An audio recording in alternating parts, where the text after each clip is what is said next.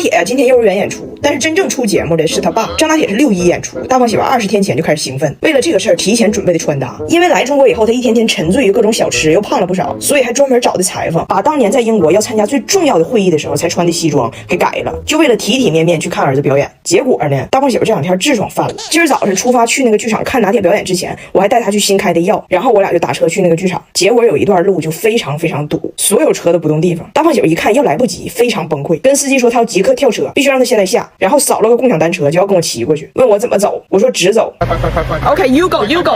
我刚要说200米看着路口右拐，他以100公里加速2.1秒的速度他就飞出去了，就消失了，现在就没了。我怀疑明天到深圳了。现在，但是他呢屁股又特别疼嘛，用他的话说，疼的脑袋都跟着疼，所以每一次过减速带呢，对他都是一种酷刑。我看他每一次过减速带的时候都抬屁股，我就实在忍不住在后边拍他，结果也不知道从哪个减速带开始，我就发现那镜头里怎么有块白呢？哎，啥？后边你等一下。然后我的同事们都在演出那附近等我俩呢，想拍一下张大铁一会儿上台之前的一些准备，结果就看着我俩从远处就骑过来了。那大胖媳妇急的都没看着我同事，80迈的速度啊，油家就过去了。哎呦 ，Jamie 过来。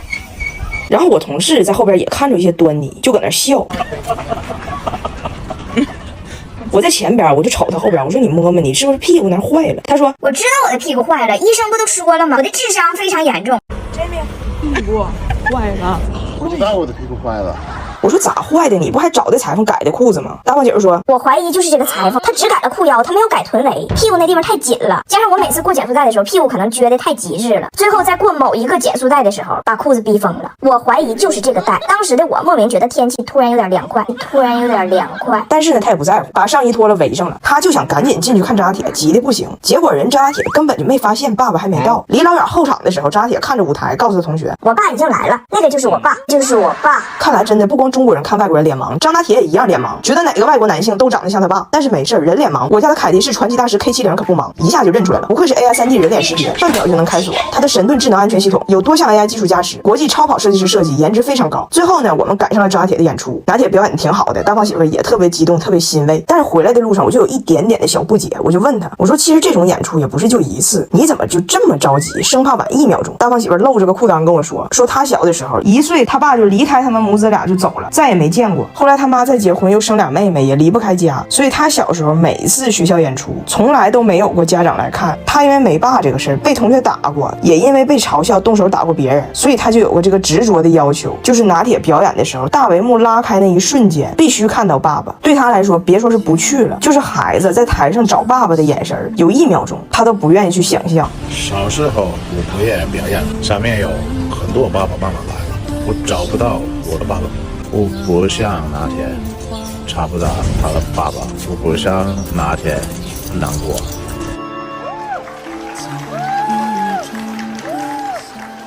胖媳妇的教育方式太神奇了。最近我女儿早达学校要办运动会，但是她呢不想参加。早达这个孩子吧，心思很重。他们这个运动会是先比游泳，出来之后再直接上岸比短跑，类似于铁人3项那种。早达呢总觉得自己游泳的姿势不标准，怕别人笑话。比赛前夕，我们在游乐场玩，早达还说呢，有一些淘气的小男生特别喜欢笑话人，他本来就不太擅长游泳，所以有点不想参加了。大胖媳妇一听，在游乐场4周看了一圈，心生一计。大胖媳妇说，我要现在此刻就以实际行动告诉孩子一个道理，我要告诉他们，你想做什么就做什么，不用在乎别人的想法，因为根本就没有人看你。我说你要咋证明啊？他说你们就看着吧。于是他就上去了。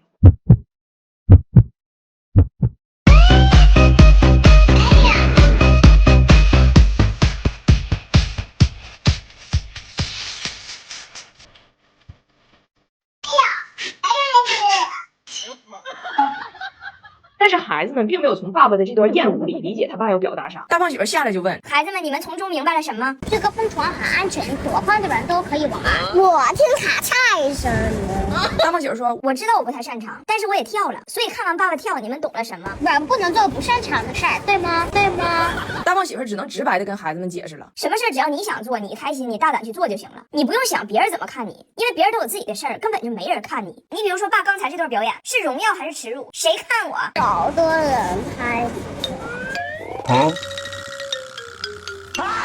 早达最后还是参加了。我们一家为这个运动会做好了一切准备，俺们仨搁操场上晒了好几个小时，幸好我在用韩束白蛮腰，就算晒黑了也有它兜底。这个美白效果真不错，还很温和舒缓。韩束不愧是20多年的国货大品牌，科研上舍得砸钱。看到我们国货现在能和那些国际大牌掰掰手腕，真是开心。我们一家去的时候，那气势还是很足的，但张拿铁的表现实在是太奇特了。我们是先在大屏幕看游泳比赛，也看不太清。游完泳，孩子们直接出了水池子就往操场跑。张拿铁看着这帮小孩，这心给他操的，一直在那捣鼓。穿点鞋呀，那得穿鞋呀，那光个脚呀，这么穿鞋呀，穿鞋呀。大胖媳妇更神奇，问我哪个是她姑娘，她看不清。我说那不紫色泳衣的那个吗？于是她朝着她心中的早达就喊：你看，根本没有人笑话你，但凡有一个爸原地跳蹦蹦床，根本轮不着你被笑话。我说你别说话了。我说咋的了？我教育方式有问题吗？我说不是，你冲着喊半天那小孩，人是菲律宾的 Lucy， 菲律宾的 Lucy。人早达这边都冲刺了，然后就是漫长的颁奖仪式，一上英文环节就是张拿铁死去了，我真服了，人直接在操场中间睡着了。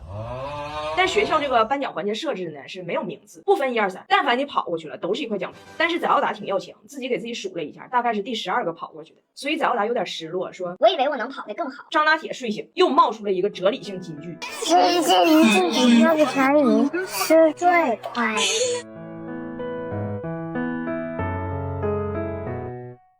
哎，我女儿早达又在加拿大给咱国人争脸了。我婆婆这一家人吧，好不容易要坐一次直升飞机，结果我女儿告诉他们，在她的家乡铁岭，大伙儿请客吃饭都用那玩意儿开道，满街的飞机 in the air， 富裕的市民 no one care， 给大伙儿都说懵了。但是说实话吧，这次他这个牛吹的我没太明白，是人性的扭曲还是道德的沦丧？是铁岭的记忆被篡写，还是巴虾的血统在游荡？你们帮我捋捋。事情的源头呢，就是我大胖媳妇想带着早达去滑雪。这个滑雪呢，不是就滑雪板那个滑雪，是坐个小板从山坡上滑下来那个滑雪。在咱们这往往都是一座山，各种表皮都可以滑，沙草冰雪四季变，体验臀部的多角恋嘛。那他们那个山呢，就是滑这个雪。原计划呢，是我老公还有他这俩妹妹带着我女儿去滑去，但是他们的车都小，他家就有一个大车，就是我婆婆的，他们就想管我婆婆借车。那我婆婆说车借你行，但是我需要与车同在，就怕别人开着车费轱辘。然后比较了解我家情况的人都懂，为啥我这个大胖媳妇家里待不下，因为亲妈爱讲价嘛，就是我婆婆肯定得先把价讲好，她跟着来呢，那她这个来回车的油钱，还有到那儿的停车费，然后到那儿吃饭的饭钱，还有住这一宿的宾馆钱，那得是我们拿。然后大胖媳妇同意了，说行，这都我拿。完，大家达成的共识呢，就是说到了这个冰雪世界以后，你要参加的项目都是自己拿自己的。你是想在冰上体验旋转的节拍，还是想在公厕享受冻定的汗嗨？你是想在狗拉爬犁上搞对象，还是想在宾馆客厅里打麻将？就是各选各的项目，各花各的钱。完，结果到了这个滑雪的山坡脚下呢，我婆婆来心眼儿的，就问我姑娘说的，一会儿滑这个雪呀，最好有个人陪你滑，要不然磨屁股。你说你选谁呢？那我姑娘一看她奶这体型就挺筋磨的，就说那就你呗。完，我婆婆就跟我大胖媳妇说，你姑娘刚才要求了，说让我跟她一车滑，所以我这个票钱得你交。完，我大胖媳妇没给面子，说的那赶上你问他了吗？他怕硌屁股，他瞅谁宣，他想跟谁一车。刚才下去那老头儿那斜眼那个400多斤，给坡都给压薄了。他问翟达，翟达也说跟他一车，那我给他买票钱。虽然说我现在刚失业，被我媳妇包养，但是我是有名的大胖媳妇，我不是败家媳妇，我也是花钱有原则的。完，这娘俩就在坡底下就杠上了嘛。我老公就认为这票他不能买，完我婆婆一气之下呢，自己开车回去了。剩下的这几个人呢，就寻思那俺咋回去呢？正好从这个冰雪小镇回温哥华有一趟非常有名的直升飞机之旅，只不过平时它票价比较贵，但现在这不人烟稀少嘛，游客少，打折。兄妹3人一看票价这么便宜，那何不借机圆了少年的梦呢？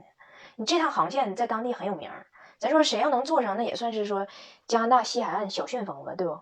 给这几个大人整的晚上激动的睡不着觉。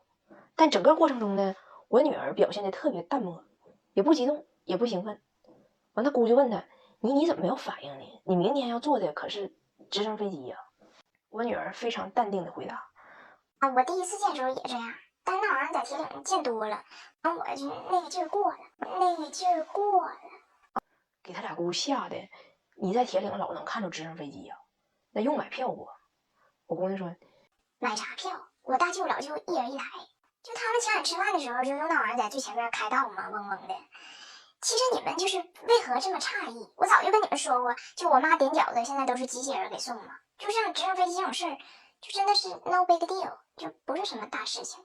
完，他俩妹妹瞅他哥就怎么回事儿？这是我老公当时也彻底懵了。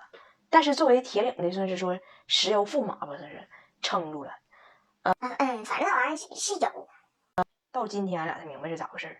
由于咱国家这方面的科技比较发达，他说这直升飞机就是被广泛应用于婚礼录像的无人机，他大舅和他老舅的婚礼上都有。而在他心中，他们的婚礼就是他家请客吃饭嘛。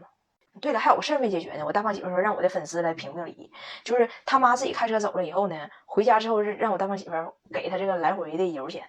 然后我大胖媳妇说呢，那我去的时候是坐你车去的，让俺回来坐的是就是直升飞机啊，烧的是柴油，我给你什么油钱呢？现在俩人还干仗呢，所以让你们评评理，就我婆婆的回程车费谁给报了？